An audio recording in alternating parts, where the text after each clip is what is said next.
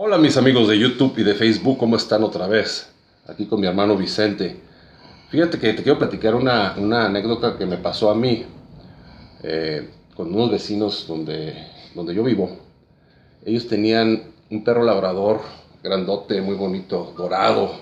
Las patotas estaban casi del tamaño de mi mano, así. Grandote. Increíble, el perro estaba precioso, grandotote. El animal se paraba y yo mido 1,92. Yo creo que el animal medía como 1,80. Como yo. Poderoso el perro, poderoso, muy bonito, sí.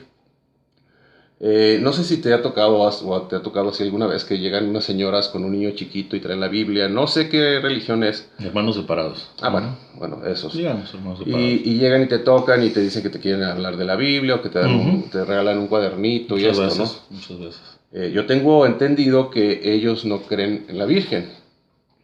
Bueno, no vamos a meternos a fondo, ¿sí? Te voy a platicar rápidamente para que nuestros amigos escuchen lo que pasó. Es algo un poco raro y chistoso a la vez, ¿sí? Okay.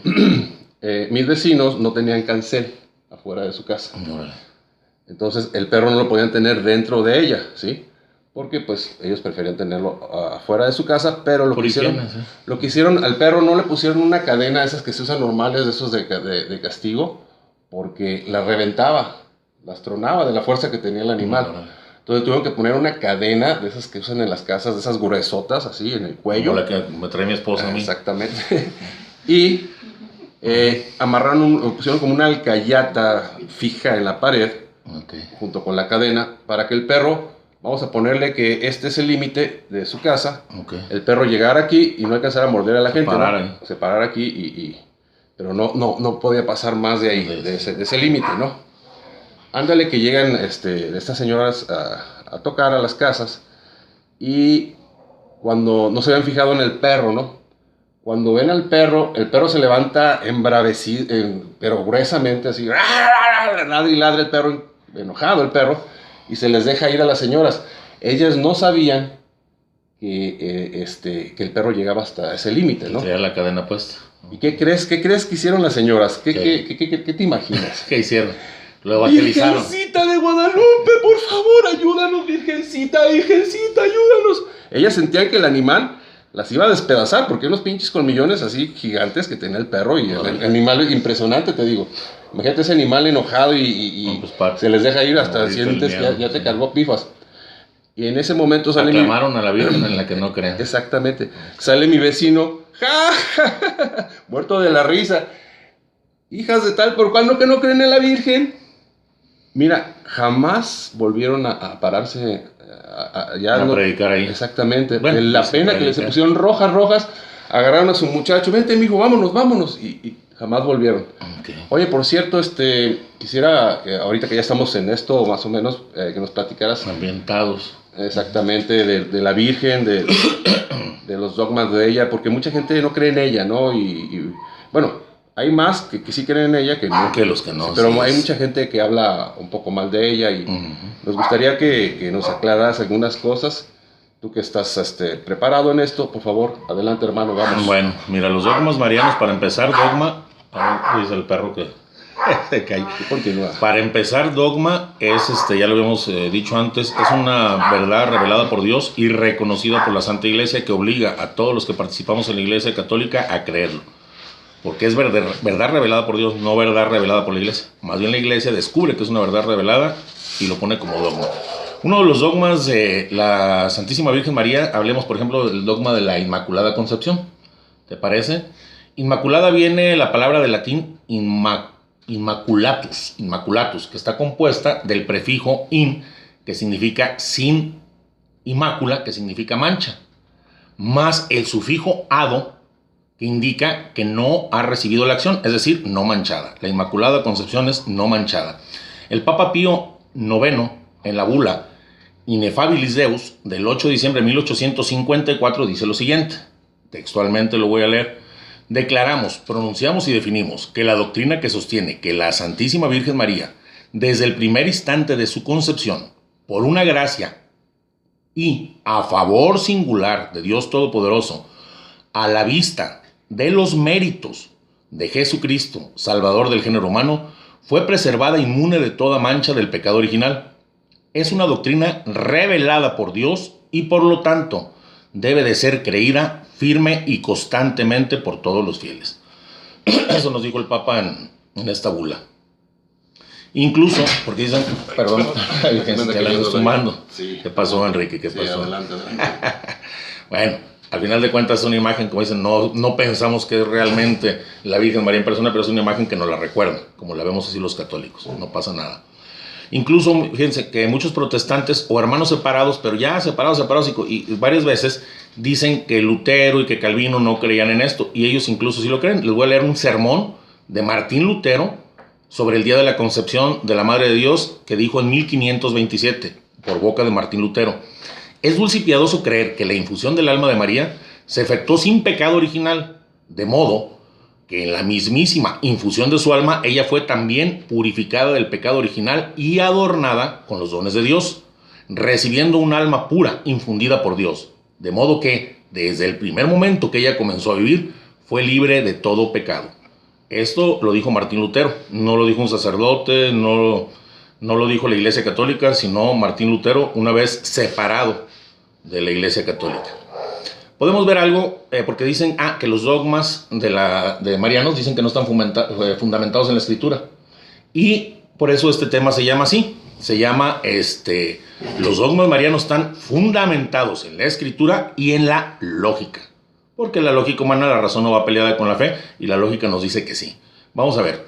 En Lucas del 1:26 al 28 dice: al sexto mes fue enviado por Dios el ángel Gabriel a una ciudad de Galilea llamada Nazaret, a una virgen desposada con un hombre llamado José, de la casa de David. El nombre de la virgen era María. Y entrando el ángel le dijo, escuchemos bien: alégrate, llena de gracia, el Señor está contigo. El saludo original con el que el ángel la saludó, en las palabras originales, la fuente nos dice que le dijo: Jaire que jaritomene, Jaire que jaritomene, del griego. Y en latín el saludo, después, una vez que se convirtió la Biblia al latín, fue conocido como Ave María gratia plena Dominus tecus. Dios te salve María, llena eres de gracia, el Señor está contigo. ¿Qué quiso decir el ángel? ¿Qué quiso decir el ángel cuando le dijo a María llena de gracia? ¿Qué es lleno? Un vaso, esta taza. ¿Qué es lleno? Esta taza, si está más o menos hasta aquí, 99% no es lleno. Hasta aquí, hasta el límite. Que sea 100% es lleno. A la Virgen María le dijo llena, plena de gracia. ¿Qué quiere decir? Que en ella no había pecado alguno. Ya vimos que inmaculada quiere decir que no es manchada. Ya vimos los prefijos y cómo se maneja esta palabra. Bueno, el ángel la saluda Jaire que jaritomene, que no tiene ninguna traducción al latín y al español, ya que más que una palabra es un concepto. Pensemos esto, no es una palabra, es un concepto que indica que desde siempre, por siempre y hasta siempre, María fue llena de gracia. Es esta sola palabra en griego, esta sola palabra nos revela que la Virgen fue concebida sin pecado, y viene en la Sagrada Escritura, está fundamentada en la Sagrada Escritura. Esta palabra en griego nos revela que la Virgen fue concebida sin pecado. Que jaritomene, la palabra que usó, viene de tres palabras: charito, mene y que. Charito, que significa gracia; que, prefijo que nos indica un estado presente por una acción completada en el pasado; y mene, un participio pasivo, o sea, la acción es realizada por otra persona, no por la propia Virgen. Resumiendo, llena de gracia por Dios, por voluntad eterna y voluntad divina de Dios. El ángel no está diciendo que María está llena de gracia en ese momento, llena de gracia ahorita, sino que está llena de gracia por siempre, desde antes, ahorita y para siempre. Eso es lo que indica la palabra, que está dividida, que son tres frases. Esta palabra se usa en la Escritura nada más para ella.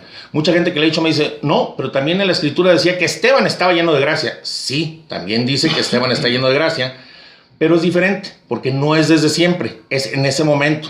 Dado que el término que se usa cuando se habla de Esteban, cuando lo apedrean, y que vio el cielo abierto, que estaba lleno de gracia, la palabra es pleres charis, pleno de gracia. Esto lo podemos checar, y por eso les siempre ir a las fuentes y ver cómo estuvo escrita la Escritura en la traducción, en el tiempo, en la cultura, que quería decir. Hay que checar todo esto, no nomás podemos hablar. Mucha gente: es que no tienes conocimiento de la Escritura. Los que no lo tienen son los que no se van a las fuentes o a las raíces de la palabra. de lo que está diciendo. Ningún ser sobre la tierra, tú sabes que ningún ser sobre la tierra antes de que nuestro Señor Jesucristo muriera y pagara la redención por nosotros, el rescate podía estar lleno de gracia. La gracia se devuelve a nosotros. La gracia fue perdida por Adán y Eva por el primer pecado original, y esa gracia la perdemos todos y no la podemos haber recuperado hasta después de la crucifixión de nuestro Señor Jesucristo, ¿sí? Mucha gente dice, es que María también tuvo que ser rescatada o redimida, porque nadie podía tener la gracia. Por eso Esteban no tuvo la gracia hasta en el libro de los Hechos de los Apóstoles, muchos años después que murió nuestro Señor Jesucristo. Cuando lo apedrean y lo matan, estaba lleno de gracia, porque la gracia ya había sido renovada en nosotros y comprada por la cruz de nuestro Señor Jesucristo, que pagó el rescate en la cruz por nosotros. Pues también la Virgen fue redimida, como dicen los hermanos separados. Sí fue redimida, pero hay dos maneras de redimir, hay dos maneras de rescatar. La más perfecta es la preventiva, no la de la acción. Ya caíste, te levanto. Es una manera de rescatar. La otra, antes de que caigas, te detengo. A esto llamamos redención curativa y redención preservativa. Cristo no hubiera sido un perfecto redentor, porque Él es perfecto en todo lo que hace. Un perfecto, si por lo menos en un solo caso no hubiera redimido de la manera más perfecta a alguien. Y ese se lo guardó, y se lo guardó para su Santa Madre, que fue redimida antes de caer, sin mancha desde el momento de su concepción.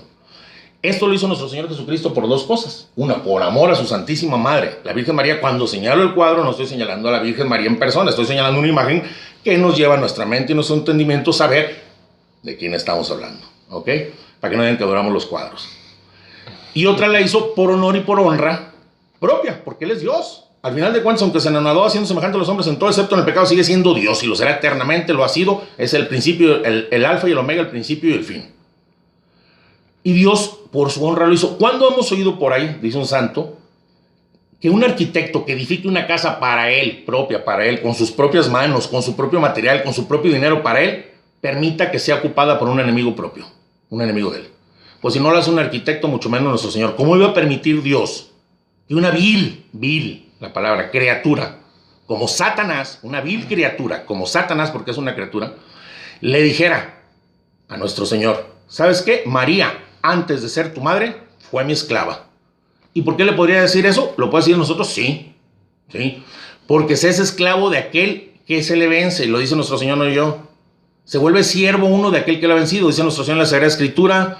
Dice, en verdad os digo que todo el que comete pecado es esclavo del pecado, y es palabra de Dios. Entonces Él no iba a permitir que María fuera la esclava de su enemigo, no de toda la vida, porque del momento en que se creó Satanás para acá, Lucifer, porque él no tiene existencia eterna, pero Dios sí.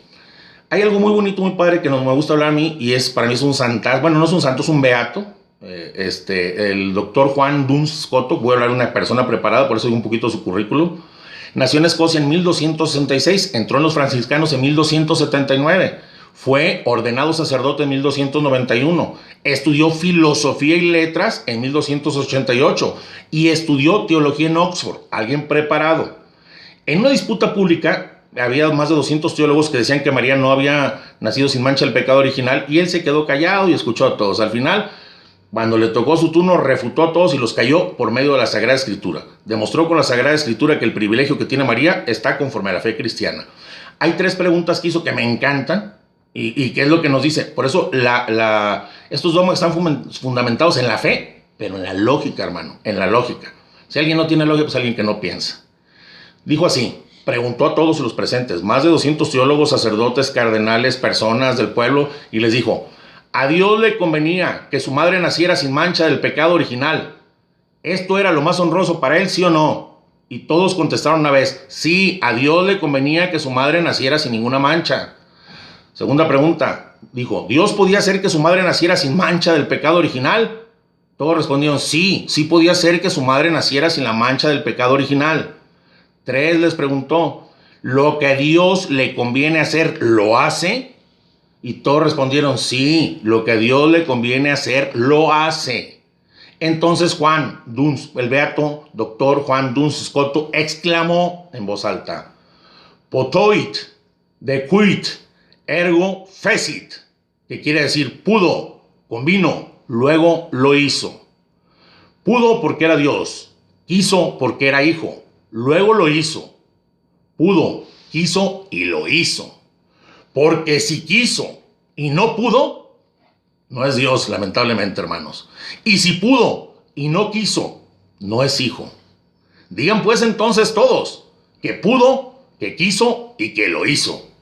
Se levantaron los 200 teólogos, los cardenales, todos le aplaudieron, gritaron, vitorearon a María y aceptaron esta verdad tan sencilla, pero con una lógica aplastante, para aquellos que no piensan, lógica aplastante, que nos ayuda a entender esta obra perfecta de Dios, que es la Inmaculada Concepción de la Virgen María.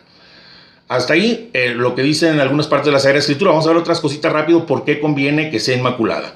Podemos leer en Génesis 3:15, dice Dios Padre a la serpiente: pondré enemistad entre ti y la mujer, después de la caída de Adán y Eva, entre tu descendencia y su descendencia, y esta te aplastará la cabeza, mientras tú acechas su calcañar. Esta te quitará la vida, te aplastará la cabeza, te dará en la cabeza y tú vas a buscar nada más un punto sensible y no le vas a hacer nada, pero ella te va a aplastar la cabeza. Esto lo dijo Dios muchísimos siglos antes de nacer María. ¿Por qué? Porque la Eva pasada había pecado, había caído en garras del demonio, y la nueva Eva no podía caer en las garras del demonio. Entonces, para poner esta enemistad de Dios nuestro Señor, convenía y era imprescindible que no hubiera ningún vínculo entre la serpiente y la nueva Eva, que es María. Por eso María estuvo predestinada desde antes de nacer a no tener vínculo con la serpiente en el pecado original.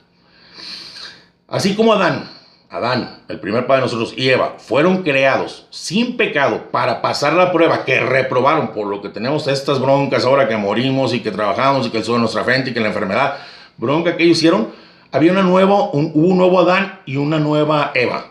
Entonces era necesario que los nuevos Adán y Eva, que vinieron a deshacer las obras del demonio que hizo en nuestros primeros padres, fueran libres de pecado. Esto era obligatorio. Dice San Pablo que Cristo es el nuevo Adán. Y en Génesis ya vimos cómo María es la nueva Eva.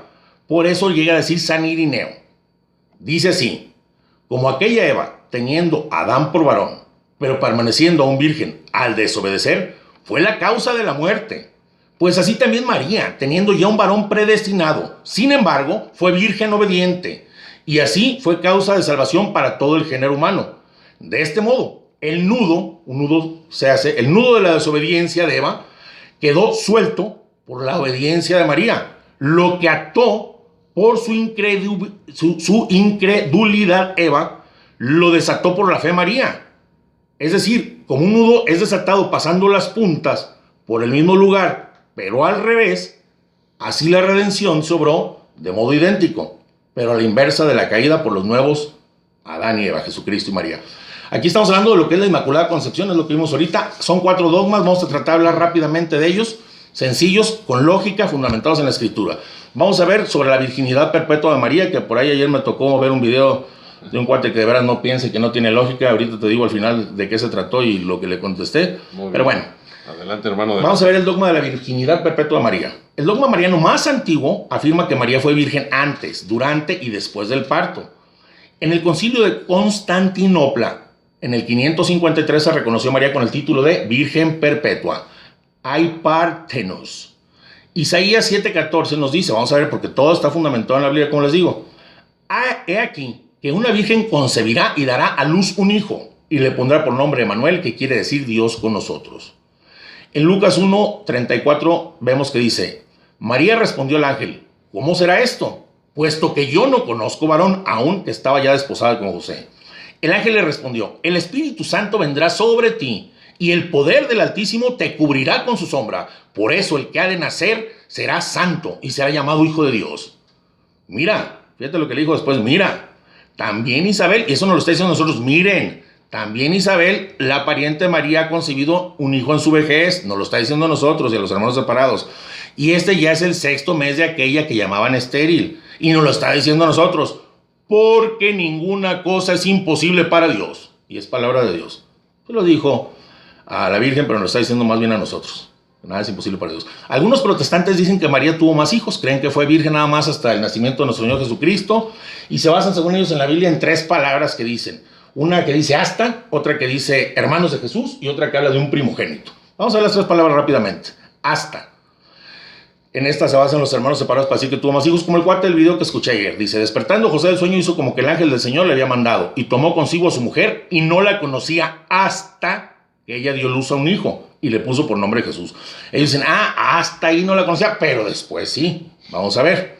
La palabra hasta no significa que después que naciera Jesús tuviera relaciones. Se trata de dar a entender que Jesús es obra directa de Dios, que no tuvo nada que ver José, obra divina. El hasta no significa más, ya que está señalando un pasado y no un futuro. Ahorita vamos a ver por qué. En la misma escritura, todo está fundamentado, dice en la segunda de Samuel 6:23 nos dice, fíjate, y Nicol no tuvo hijos hasta el día de su muerte. Y dirían los hermanos separados, pero después sí, porque dijo hasta. Pero a lo mejor después del día de su muerte tuvo hijos. Igual que dicen que María, ¿no? Bueno. Y luego en el Salmo 110 dice, siéntate a mi derecha hasta que haga a tus enemigos estrado de tus pies. Le dice el Padre al Hijo. Pues lamentablemente, después de que los ponga a los enemigos como estrados de los pies, ya no se va a poder sentar a la derecha del Padre. Ya no, porque aquí nomás hasta. Ya después ya cambia la situación. Así dicen los hermanos separados. En Mateo 28:20, pura escritura, leemos. Y he aquí que yo estoy con ustedes todos los días hasta el fin del mundo. Pues qué tristeza. Porque según los hermanos separados, después del fin del mundo, ya no estará con nosotros. Qué tristeza. Porque dijo hasta el fin del mundo. Ya después ya no. Ya cambia. Está hablando del futuro. Está hablando del pasado. Te la voy a poner fácil. Yo te digo, Enrique, mi hermano que está aquí, fue el mejor alumno hasta que terminó su carrera de abogado. O sea que ya nunca vas a poder ser buen alumno. Nada más hasta. Ya después cambia la cosa, dicen los hermanos separados. Hablando de la palabra hasta, hay que usar la lógica y la escritura. Vamos a hablar de los hermanos de Jesús, que son las tres que refutan por qué la Virgen no sigue siendo virgen y tuvo más hijos. Dicen ellos, en Marcos 6:3, no es el carpintero, el hijo de María y hermano de Santiago, José, Judas y Simón. Así dice la escritura. El video que vi ayer le cambia y no dice así. Aquí es la palabra real que dice, no es el carpintero, el hijo de María. Él dice, no es el hijo del carpintero y de María. No es cierto, eso no dice la escritura, dice textual y la pueden checar. Váyanse a las fuentes. No es el carpintero, el hijo de María y hermano de Santiago, José, Judas y Simón. Se pregunta la gente. La misma Biblia nos dice quiénes son estos personajes, quiénes son Santiago, quiénes son José, quiénes son Judas y quiénes son Simón. Dice en Mateo 27:55. También estaban allí observándolo cuando estaba crucificado nuestro Señor, todos, algunas mujeres que desde Galilea habían seguido a Jesús para servirlo. Entre ellas estaban María Magdalena, María, madre de Santiago el menor, y José. Aquí están dos de los hermanos. María, madre de Santiago el menor y José, y la madre de los hijos de Zebedeo. No está la Virgen María, está María, la madre de el menor, de Santiago el menor y de José. Bueno, vamos a ver dónde están los otros dos. Se escondió. Entonces estos dos no son hermanos, pero vamos a ver dónde andan los otros dos. Ya hablamos aquí de Santiago y José, pero también dice Judas y Simón. Vamos a ver dónde andan. Dice, los nombres de los 12 apóstoles son estos. Primero, Simón. Ahí está Simón. Llamado Pedro y su hermano Andrés. Santiago el de Zebedeo y su hermano Juan. Felipe y Bartolomé. Tomás y Mateo, el publicano. Santiago el de Alfeo y Judas Tadeo, que era primo de Jesús. Ahí anda el Judas. El otro que dicen que es su hermano, el primo. Simón el cananeo y Judas Iscariote, el mismo que él lo entregó, y es palabra de Dios. Ahí andaban los otros que dicen que son sus hermanos, que andaban con él. Debemos saber que el Nuevo Testamento fue escrito en griego, por eso hay que ver los idiomas, las fuentes, se los he dicho muchas veces, hay que ver eso antes de hablar. El Nuevo Testamento fue escrito en griego, pero por hebreos, y la palabra hebrea que significa hermanos, primos o del mismo clan, se dice adelfos.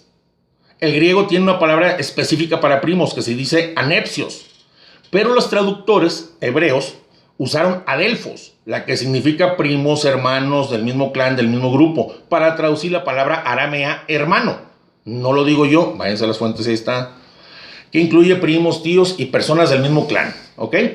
El mismo adelfos que se usa en el Nuevo Testamento se usa en la tradición del Antiguo Testamento por los 70 sabios en la Septuaginta, que luego hablaremos de la Sagrada Escritura. En Génesis 14:14 veamos esto, para que vean cómo decir que porque dice hermanos son hermanos de Jesús, vamos a ver unos casos en la Escritura. Dice en Génesis 14:14, al oír Abraham que su hermano Lot había sido cautivo, movilizó a las tropas, recuperó toda la hacienda y también a su hermano Lot. Y todos sabemos que Lot no era su hermano, era su sobrino, hijo de su hermana, pero aquí le llaman a su hermano, adelfos Lot, como dicen adelfos de Jesús. Hay que entender las palabras. Vamos a ver algo un poquito hasta más vergonzoso para los que no tenemos lógica. Dice, Primera de Crónicas.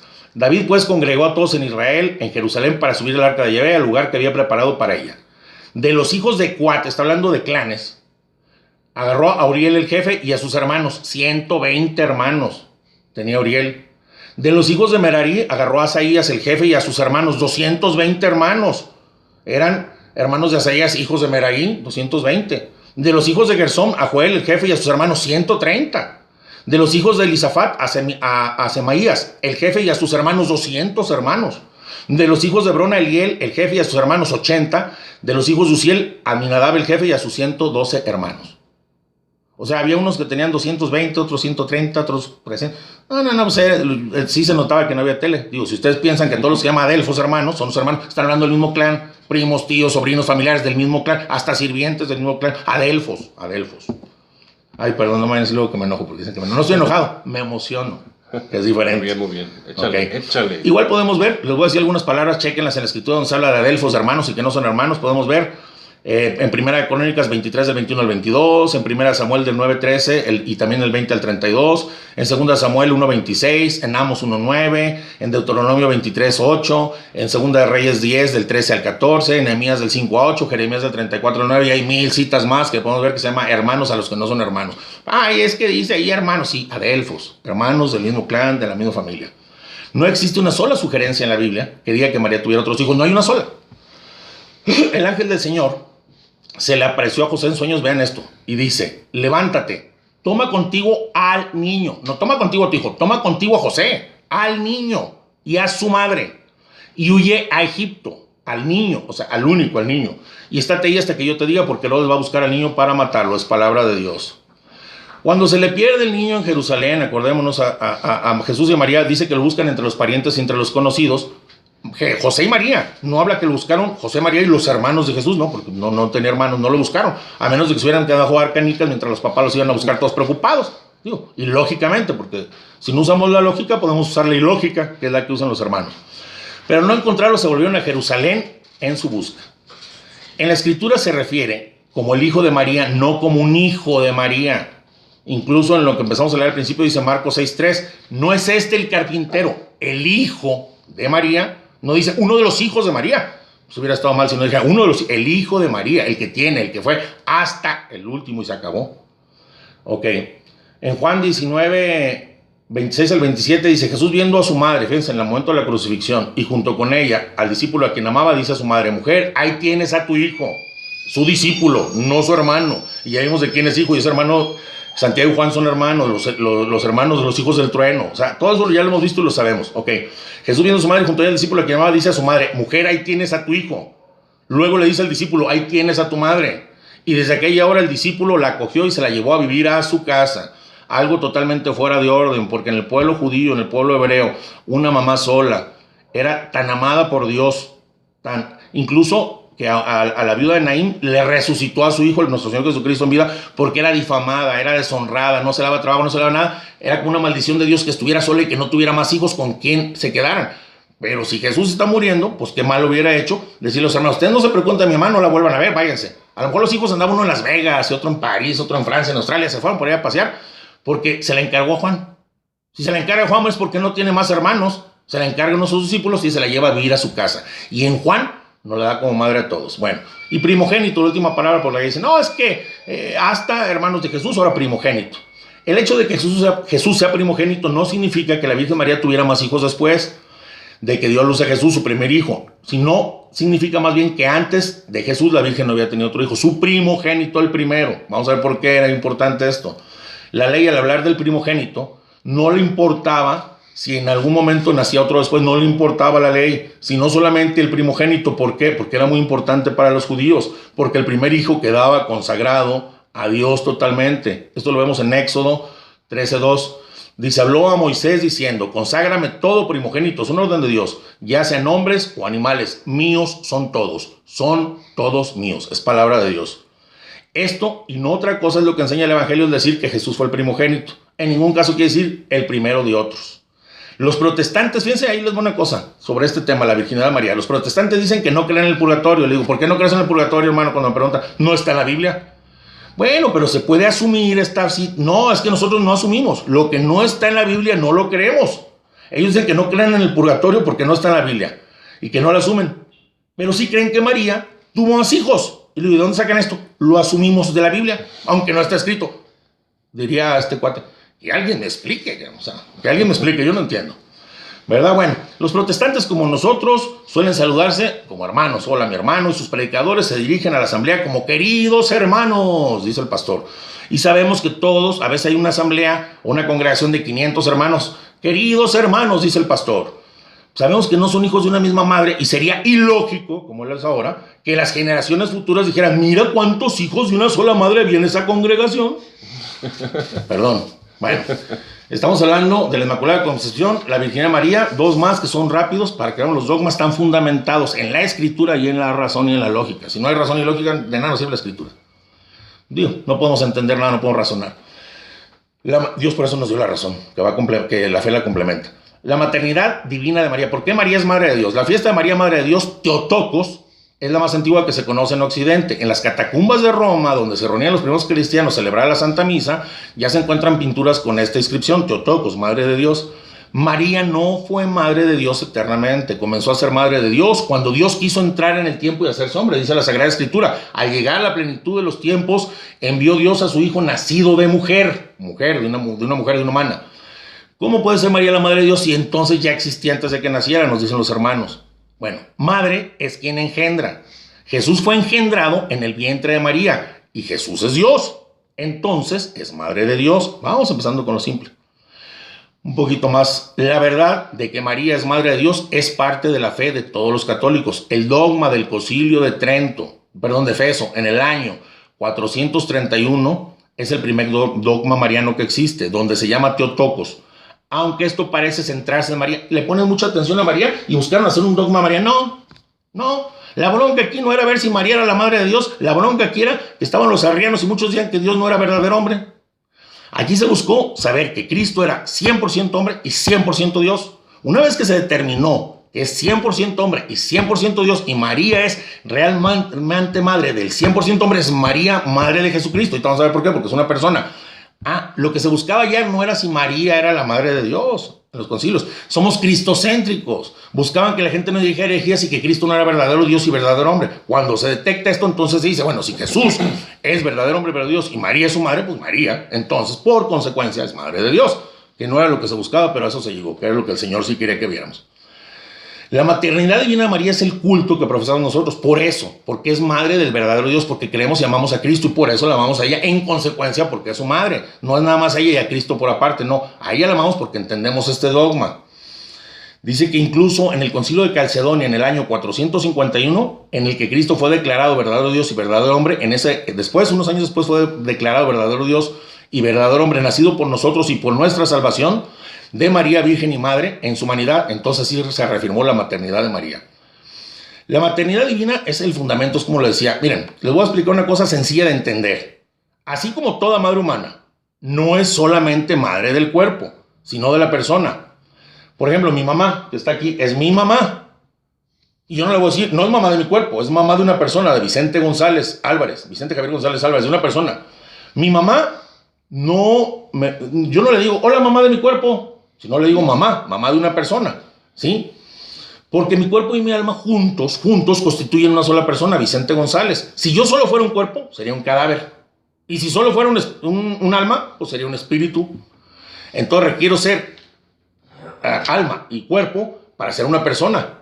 Y entonces poder llamar a quien me parió en el cuerpo, no en el alma, porque el alma me la puso Dios. Ella me parió en el cuerpo y le puedo decir perfectamente mi mamá, aunque no haya creado mi alma. Pues así María dio luz a una persona, Jesucristo, no a dos naturalezas, una persona que unida va a estar eternamente en la unión hipostática donde se hace verdaderamente hombre de Dios, una sola persona, Jesucristo, y entonces Él es ambos, es Dios y es hombre, y Él también le llama a su mamá, como lo haría yo, no dice, hola mamá de mi cuerpo, eso no. El Papa Clementino en el Concilio de Éfeso dice, si alguno no confesara que el Cristo es verdaderamente Dios, esto es para los que creemos que Cristo es Dios, y que por tanto la Santísima Virgen es Madre de Dios, porque parió según la carne al Verbo eterno de Dios, hecho carne, sea anatema, sea separación de la iglesia. Es para los católicos. La cita, vamos a ver una cita. ¿Y dónde está la cita bíblica? La cita bíblica más importante que afirma que María es Madre de Dios está en Lucas 1, 41 al 43, y dice así, y sucedió, escuchen bien, que en cuanto oyó Isabel el saludo de María, saltó de gozo el niño en su seno, e Isabel quedó llena del Espíritu Santo y exclamó con gran voz, bendita tú entre las mujeres y bendito el fruto de tu vientre. ¿De dónde a mí que la madre de mi Señor venga a verme? Es palabra de Dios. Dice la Escritura que llena del Espíritu Santo, Isabel la llamó Madre de Dios, Madre del Señor, porque el Señor es, como decía David, vi al Señor decirle a mi Señor, estaba refiriéndose a Dios. Entonces, Isabel, llena del Espíritu Santo, la llamó Madre de Dios. Es por esto que los hermanos no la reconocen, porque para reconocer a María como Madre de Dios, lo único que se ocupa es lo que tenía Isabel. Antes no lo había reconocido, por eso la Escritura afirma, y quedó llena del Espíritu Santo. El día que estén llenos del Espíritu Santo, van a reconocer que María es auténtica Madre de Dios, como lo reconoció Isabel. Ahora, también rápidamente, también María es Madre nuestra, no nomás Madre de Dios. ¿Por qué? ¿Por qué es Madre nuestra María? Bueno, por lógica.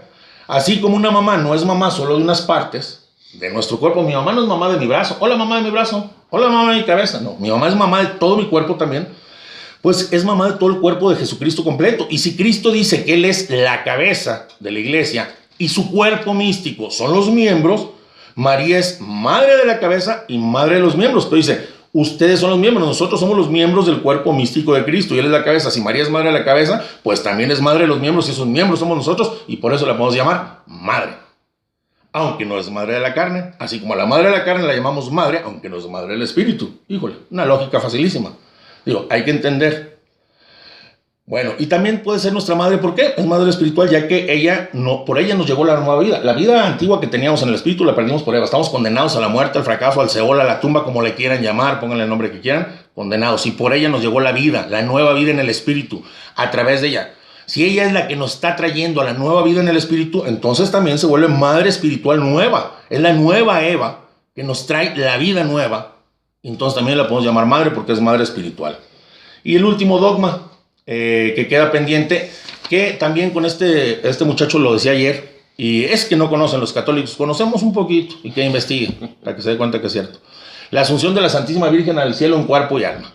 El Papa Pío XII en el 1950, en noviembre, definió el dogma de la Asunción de María. Dijo así: después de elevar a Dios muchas y reiteradas preces y de invocar la luz del Espíritu de la verdad para gloria de Dios omnipotente, que otorgó a la Virgen María su peculiar benevolencia, para honor de su Hijo, Rey inmortal de los siglos y vencedor del pecado y de la muerte, vencedor del pecado y la muerte, para aumentar la gloria de la misma augusta Madre y para gozo y alegría de toda la Iglesia, con la autoridad de nuestro Señor Jesucristo, de los bienaventurados apóstoles Pedro y Pablo, y con la nuestra, pronunciamos y declaramos, y ser dogma divinamente revelado, que la Inmaculada Madre de Dios y siempre Virgen María, terminando el curso de su vida terrenal, fue asunta en cuerpo y alma a la gloria de los cielos. Esto se decretó. Esto fue en 1950, el 1 de noviembre, pero se decretó la fiesta en la celebración en la iglesia el 15 de agosto, que es que cuando hay que asistir.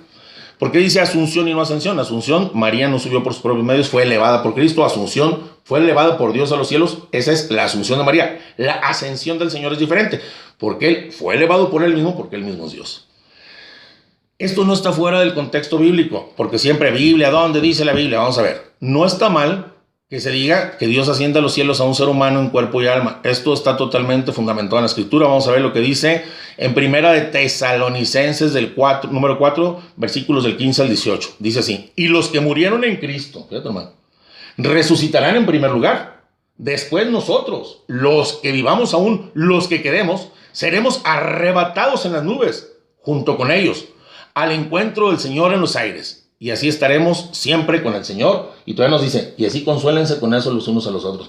¿Sabes qué, carnal? El día que tú presencias la venida de Cristo y no te has muerto, así en tu cuerpito y en tu almita, vas a ser elevado, vas a estar con el Señor eternamente. Y eso me lo dices tú a mí, yo te lo digo, y es una palabra de Dios. No tiene por qué asustarnos que suba una persona en cuerpo y alma al cielo. Esto aquí está. Bueno, aquí dice que los cristianos que estén en gracia y que no mueran y que presencien la venida de nuestro Señor, que hayan vivido en gracia, van a ser elevados. Yo nomás quiero saber quién ha vivido más en gracia. Si ya vimos la Inmaculada Concepción, llena, plena, totalmente base, llena de gracia, la Virgen Santísima, la llena de gracia. Ella que está más en gracia, o nosotros. Porque si podemos creer que a otros, yo a mi hermano Enrique se lo va a llevar Dios con todos zapatitos y cuerpo y alma al cielo, y por qué no puedo creer que la Virgen Santísima lo haga si Él quiere.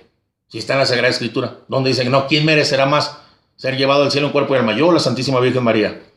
Abusados. También dice en Segunda de Reyes, Número 1, Yahvé se llevó a Elías al cielo en un remolino. En cuerpo y alma se lo llevó. Incluso cuando en la transfiguración ven a Moisés y Elías platicando con el Señor en cuerpo perfecto y alma. Si ellos profetas pudieron estar, porque la nueva Eva, la que trajo la vida al mundo, no iría a estar así. Bueno, para que veamos que no está en contra de la Escritura. El Papa Pío XII presentó varias razones para definir este dogma, que son muy interesantes. Lógica. Ya hemos hablado de los dogmas. Empezamos con de la Inmaculada Concepción. ¿Por qué le fue asunto al cielo? Precisamente porque la descomposición del cuerpo es consecuencia del pecado. Después del pecado de Adán y Eva, nos íbamos a podrir ahí y luego ya ahí nos iba a llevar el Señor. Es una consecuencia del pecado. Y como María careció y no tuvo pecado, entonces ella estaba libre de la ley universal, de la corrupción, de la tumba. Estaba libre de esa ley, pudiendo entonces entrar prontamente en cuerpo y alma en la gloria del cielo. Si está libre de esa ley, ¿para qué la deja aquí el Señor? No tiene que pagar ya absolutamente nada. El Señor hace lo que conviene y cuando conviene. A ella no convenía que se pudriera aquí porque ella no estaba metida en la ley de la corrupción de la carne. ¿Sí me explico? Igual que a nuestro Señor Jesucristo en el libro de Isaías, prefigurando la crucifixión, se le dice: no dejarás que tu santo experimente la corrupción. Pues él tampoco dejará que su Santa Madre la experimente, porque no tenía pecado y no tenía por qué. No había un por qué. Así como el segundo Adán, Cristo, fue inmaculado, la segunda Eva también fue inmaculada. Y así como el segundo Adán, Cristo, no experimentó la corrupción, pues tampoco María, la segunda Eva, la experimentó. Y así como en ella fue anticipada la redención por los méritos de Cristo antes de caer, pues así mismo fue anticipada su asunción, a la que vamos a ir todos, que no nos asuste, a los que Dios quiera. Segundo que puso el Papa, la maternidad divina, lo que vamos a ver. Como el cuerpo de Cristo se había formado del cuerpo de María, era entonces conveniente que el cuerpo de María participara de la suerte del cuerpo de Cristo, que él ya estaba en los cielos. Ella concibió a Jesús, le dio luz, lo alimentó, lo cuidó, lo estrechó contra su pecho. Pues no podemos imaginar que Jesús permitiera que el cuerpo que le dio vida llegara a la corrupción, así de rápido. Yo, si pudiera que mi mamá no se fuera a la tumba y no se pudriera, lo haría. ¿Tú lo harías por tu mamá? Si pudieras que no se fuera mejor a la tumba y podría, madre, te llevo y la puedes mandar a una ¿lo harías? Sí. ¿Tú lo harías, Gaby? Claro. ¿Tú lo harías, Ale? Todos lo haríamos. Ok, pues somos más buenos que Dios. Porque nosotros amamos a nuestras madres y las respetamos. Y él no. Él que dio el cuarto mandamiento: honrarás a tu padre y a tu madre como no amará a la suya. No hay que ser tontos. Lógicamente, si yo pudiera, lo haría. Él pudo, quiso y lo hizo también, llevársela al cielo. La virginidad perpetua, que es otra cosa. Como su cuerpo fue preservado en integridad virginal, siendo un tabernáculo viviente nada más para Dios, consumado el curso de su vida, recibió la glorificación del cuerpo y alma. Si no permitió que se corrompiera a la hora de tener un hijo, mucho menos en la muerte. No tenía absolutamente ningún caso. Lo haría por maldad. Para que sepa lo que siente. Aunque no tenga necesidad, que se pudra.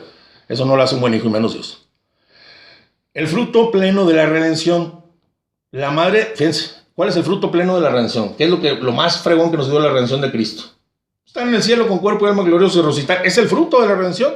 La Madre del Redentor, por su íntima participación y colaboración en la obra del Redentor de Cristo, después de que fue consumada la redención, pues también después de que se consumó el curso de su vida natural de la Virgen sobre la tierra, recibió entonces la glorificación del cuerpo y del alma. Ella recibió el fruto pleno de la redención, porque ella fue partícipe en la redención. Y si no, pues qué mal el Señor, que no le dio a su madre lo que él mismo tuvo, y si los dos vinieron a redimir. Él es el Redentor y ella colaboró en la redención. Y si no le dio el fruto, ella ya no tenía para quedarse, no tenía pecado, no había sido corrupta, no nada. Se la lleva, claro, porque hablemos de eso. Es un hijo que ama a su madre, Jesús. El que nos dio un mandamiento, el cuarto: honrarás a tu padre y a tu madre. Y aquel que nos dijo también: hombres, amen a sus esposas como Cristo amó su iglesia. Es palabra de Dios. El Espíritu Santo, su esposo, le iba a dejar aquí. Ustedes amen a las esposas, yo a la mía. No, ahí la dejo. Entonces, qué mal ejemplo nos da.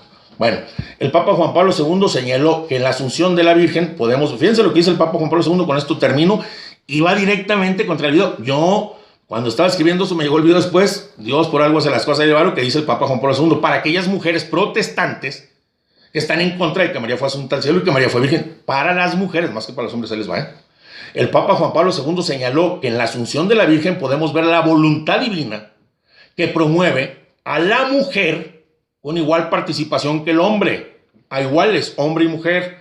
Siempre una pareja. El origen del hombre, una mujer y un hombre. En la historia de la salvación, una mujer y un hombre. Pues igual en el proyecto de Dios del ideal escatológico, cuando regrese nuestro Señor, debía estar un hombre y una mujer. Por eso, en la gloria, junto a Cristo resucitado, hay una mujer resucitada, María, misma dignidad que nos da como humanos. Cristo es 100% Dios, pero 100% hombre. El Señor eleva a las mujeres a la misma dignidad y dice, no, ella no está. Pues no, tampoco tú, mija. Las está elevando. La está elevando el Señor a la misma dignidad. Por favor, por el amor de Dios, hay que pensar. Y eso lo dice el Papa Juan Pablo II, tanto como el hombre como el de la mujer. Bueno, la Asunción entonces es una victoria de Dios confirmada en María. Para que las mujeres vean, caray, confirmada en María y asegurada para todos nosotros que somos humanos. Ella es mujer, pero nosotros somos humanos y carne como ella. Entonces estamos viendo que si ella se la llevó y está así gozando, y ese fruto de la redención lo vamos a tener nosotros. Nos debería dar gusto que estuviera allá. Entonces sí es cierto. La Asunción es una señal y promesa de la gloria que nos espera a todos nosotros. Cuando el fin del mundo, nuestros cuerpos resuciten y sean reunidos con nuestras almas. Con esto acabo lo de los dogmas. Voy a platicar rápidamente el video. Este cuate habla del video de ayer, que la Virgen nada más es un vaso, una vasija, un traste que Dios usó para sus planes y para venir al mundo. Y le contesté a este cuate así, nada más porque una mujer abajo le puso un comentario, felicidades, bravo, tú sí sabes. ¿Una mujer? A un cuate que parece misógino, que está hablando que a la mujer se le usa como un traste, como un vaso. Dios usó a María como un vaso y como un traste. Nada más para cumplir sus planes. Aquel que nos amó y que entregó la vida por amor a nosotros y que nos ama más que los propios ángeles y permitió que los ángeles por nosotros, la usó como un traste, dice. Entonces, dice Dios, dice nuestro Señor Jesucristo que prediquemos con el ejemplo. Él entonces nos predica el Hijo como en el ejemplo que su mamá es un traste. El Espíritu Santo, que es el esposo de María, nos predica que su esposa es un traste, una vasija que se usa. Y el Padre, amante de la hija más amada de María, nos predica que su hija es un traste. Entonces hay que tener mucho cuidado. O seguir el consejo o no seguirlo. Si lo seguimos, a ver que nuestra mamá es nomás un traste, una vasija. Nuestra esposa es nada más un traste, una vasija. Y nuestras hijas van a ser usadas por otros como traste o vasija. Pensamiento totalmente misógino en contra de las mujeres. Muchachas, hermanas separadas, no se dejen guiar por protestantes, sobre todo misóginos. Dense su valor. No respetan. Dense a respetar. Entiendan las palabras. Usen la lógica. Usen la escritura. Esto está fundamentado en la Sagrada Escritura, en la razón y en la lógica humana. Es todo lo que podemos hablar ahorita sobre este tema. Hay mil cosas que decir María. El poder de María, porque María es reina. Hay miles, pero no nos podemos extender porque mi hermano aquí ya nos está viendo con ojos... No, ¿cómo creen? Feos, pero eso es, así es. No hay que alargar tanto el video porque pues, para más adelante seguimos con diferentes videos. Claro. Lo que nos pidan aquí en el... Nosotros nos echamos una canción, una reclamación, o sea, hay que hacer de todo. A ver, la reclamación es la de... No, es de Sor Juana Inés de la Cruz, y sí está padre. Dice, a ver, dila, te sale súper bien. Padrísimo. No me mueve mi Dios para quererte el cielo que me tienes prometido, ni me mueve el infierno tan temido para dejar por eso de ofenderte. Tú me mueves, Señor. Muéveme al verte clavado en una cruz y escarnecido. Muéveme al ver tu cuerpo tan herido. Muéveme tus ofrendas y tu muerte. Muéveme, en fin, Señor. Muéveme de tal manera que aunque no hubiera cielo, yo te amara.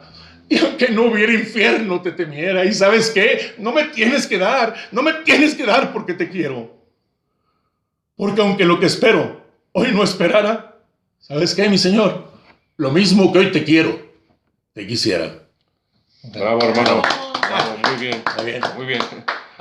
El 8 de diciembre, fiesta de la Inmaculada Concepción. No es obligatorio, pero hay que asistir como católicos, dando gloria a Dios por las obras que hace por los humanos, por nosotros. Ella es nuestra representante, también como humana, dándole gloria a Dios por todos los bienes que nos tiene preparados. Muy bien, hermano, y déjame, te felicito. Y mañana tu cumpleaños, hermano. Okay, un abrazote de una vez. Si Dios quiere, mañana. Para que felicites a mi hermano. Mañana ya no se me voy a olvidar, mis 48 añotes aquí en este planeta. Muy bien, pues estamos aquí en YouTube y en Facebook. Cualquier duda, estamos a sus órdenes. No es pleito contra nadie, simplemente. No, perdone. Se está aclarando una situación que mi hermano vio. Iba a mandárselo a mi compadre Mario Morales, una persona que quiero mucho. Dale saludos. A mi amigo Mario Hernández, otra persona que quiero mucho, que me regañaron. Me dijeron, no te enojes. No, me enojo, me emociono. Bueno, a veces sí me disgusta un poquito, pero creo que por esas cuestiones que valen la pena. ¿Verdad? Muy bien. ¿Alguien más que quiera saludar? Aquí estamos. Pues nada, ahorita por lo pronto los que me hablan a regañar. A todos. Un saludo a todos los que nos están viendo y los que nos están aquí día con día visualizando. Su amigo Quique, como siempre, les mando un abrazote. Bye, bye. Bye, bye. Su amigo Quique.